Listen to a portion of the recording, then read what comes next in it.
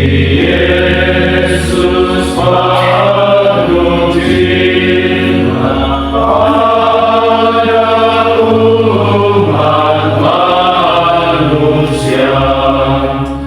Oh sempurna bangsa-bangsa datang sujud padanya.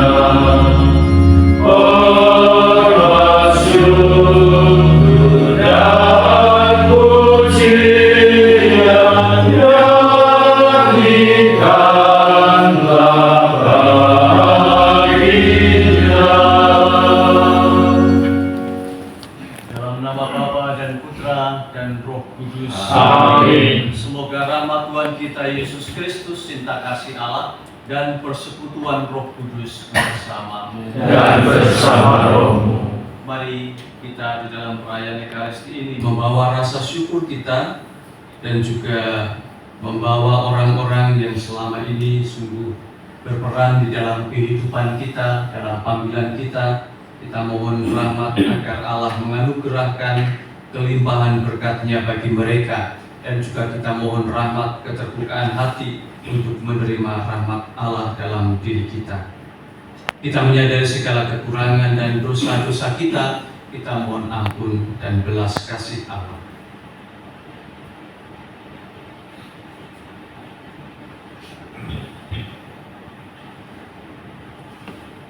Tuhan Yesus Kristus, Engkau diutus untuk menyembuhkan orang yang remuk redam hatinya. Tuhan, kasihanilah kami. Tuhan, kasihanilah kami. Engkau datang untuk memanggil orang yang berdosa. Kristus, kasihanilah kami. Kristus, kasihanilah kami. Engkau duduk di sebelah kanan Bapa sebagai pengantara kami. Tuhan, kasihanilah kami. Tuhan, kasihanilah kami. Semoga Allah yang Maha Kuasa mengasihi kita, mengampuni dosa kita, dan mengantar kita ke hidup yang kekal. Amin. Marilah berdoa.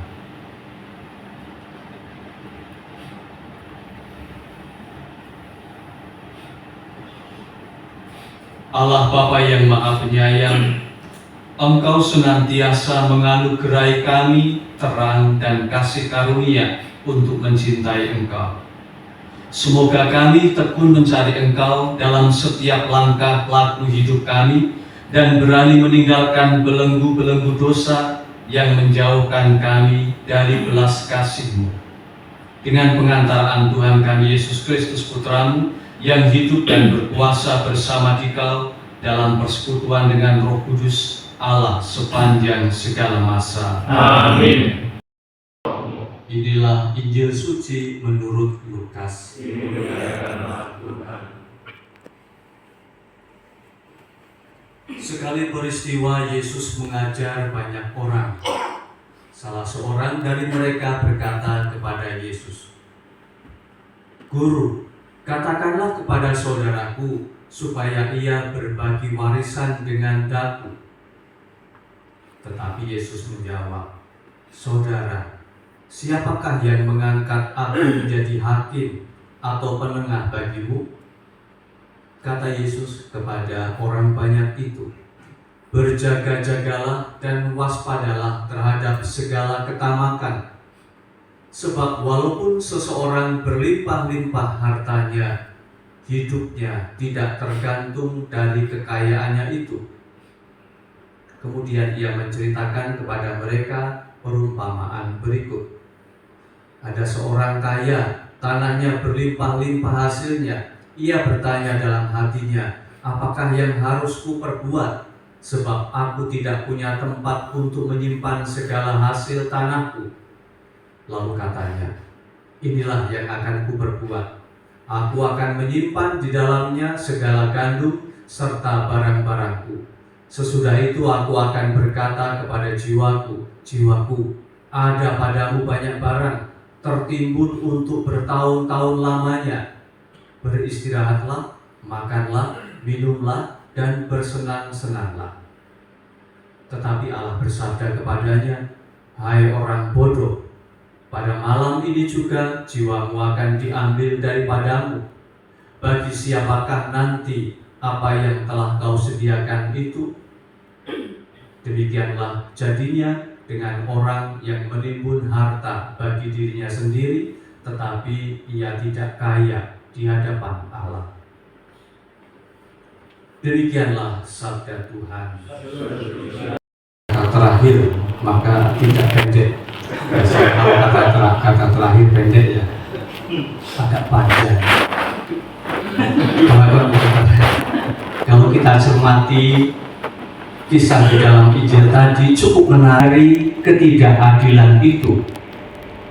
Bukan hanya menjadi hakim yang adil saja, orang yang memperoleh keadilan, tetapi Yesus mengajak orang melihat akarnya apa toh ketidakadilan itu, yakni ketamakan, tamak.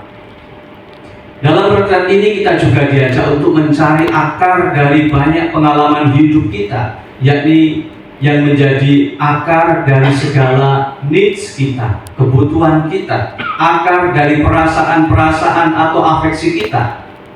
Kita diajak untuk mencari nalar dari semuanya. Kalau tidak mau bernalar ya skip saja. Kakak cokrot ini ya, skip saja.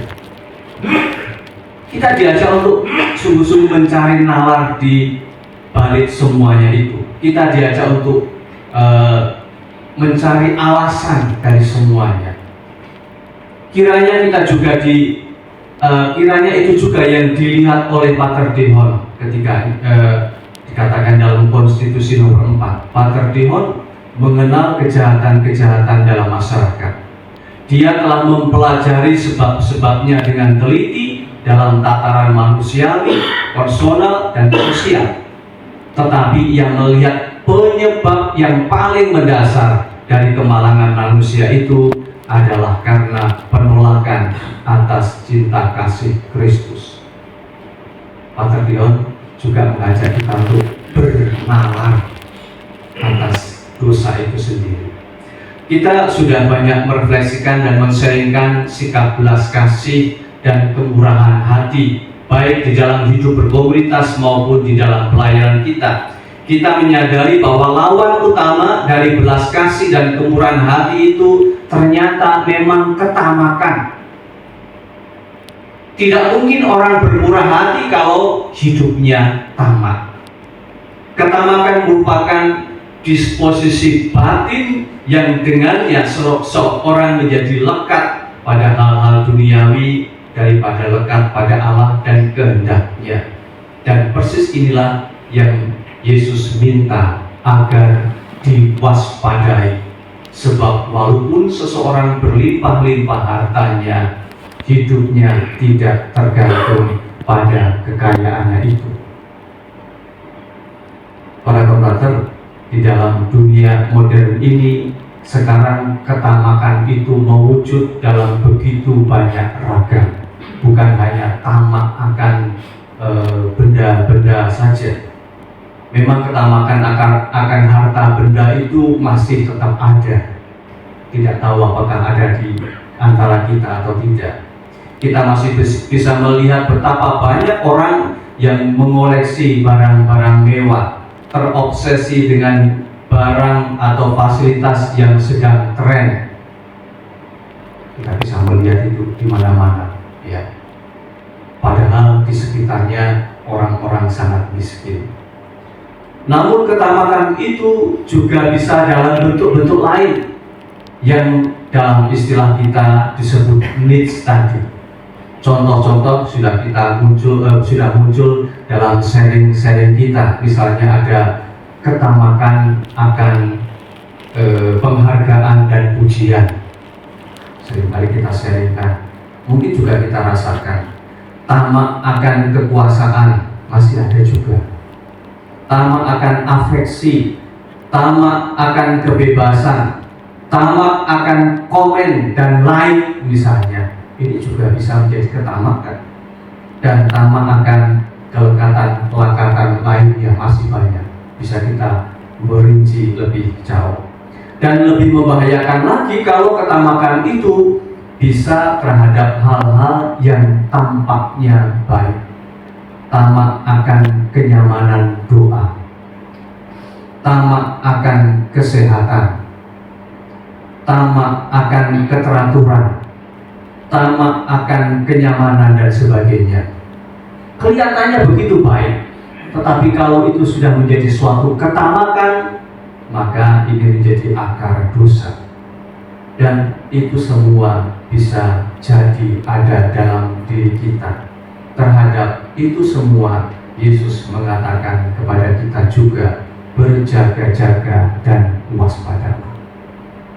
Kita menyadari bahwa melawan ketamakan itu bukan perkara mudah, apalagi kalau itu menjadi warisan, entah itu warisan dari keluarga atau juga pengalaman-pengalaman kita yang membentuk diri kita, yang tidak kita sadari dan mungkin juga tidak kita kehendaki dalam hidup.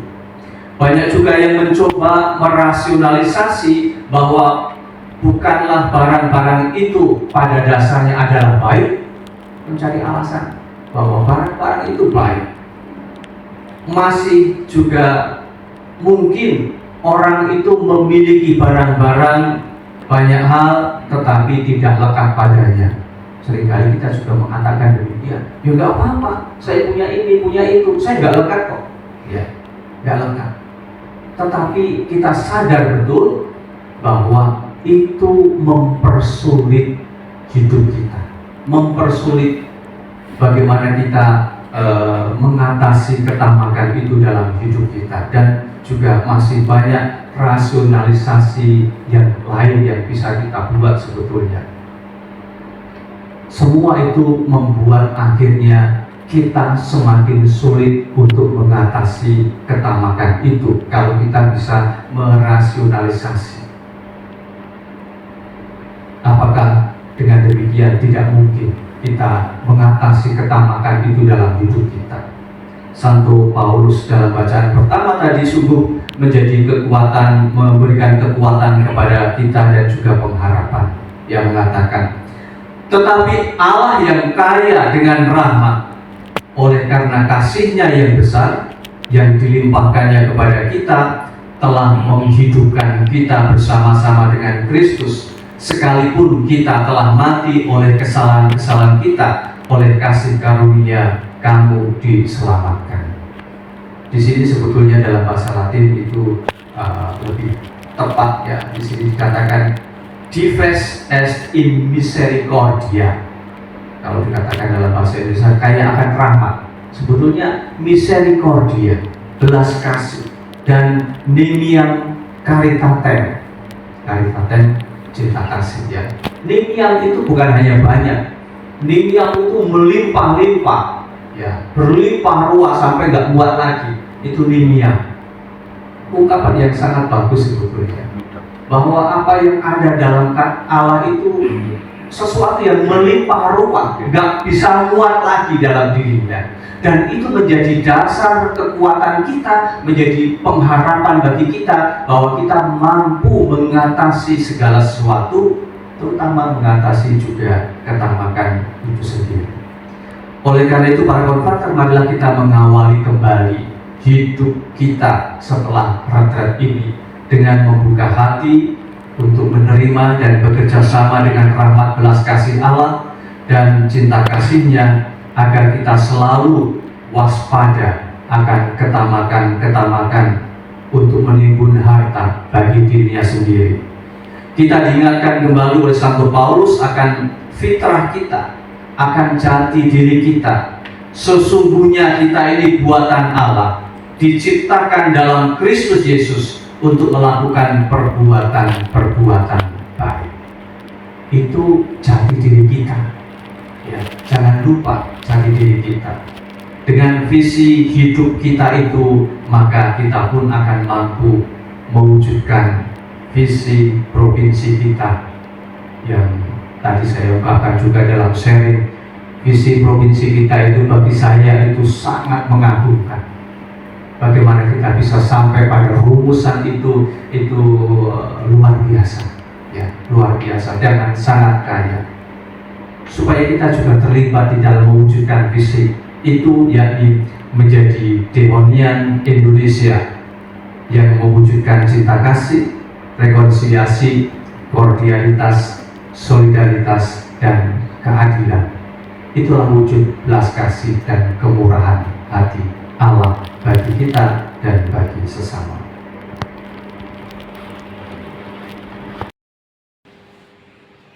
Allah Bapa sumber kekuatan, Engkau telah berkali-kali Engkau telah membekali kami dengan karunia roti kehidupan ini.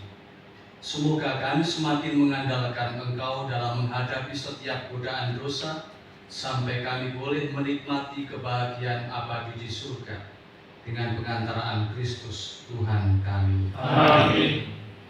Para Pater Novisiat atas kita semua yang sudah selesai menjalani retret, terima kasih untuk kesetiaan para Pater di dalam seluruh proses, dan terima kasih kepada Romo Sulu yang sudah mendampingi kita.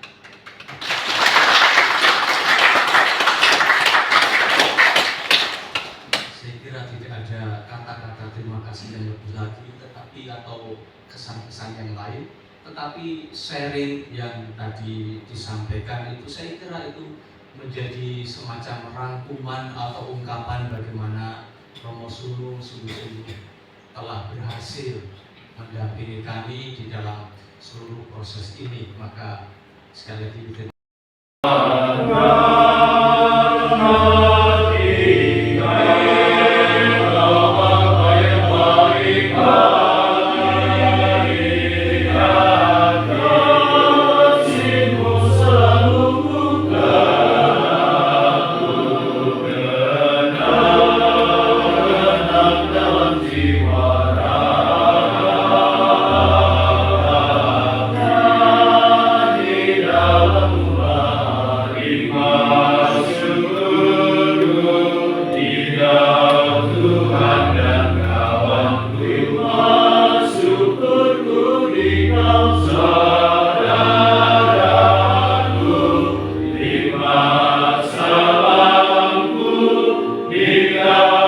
Tuhan dan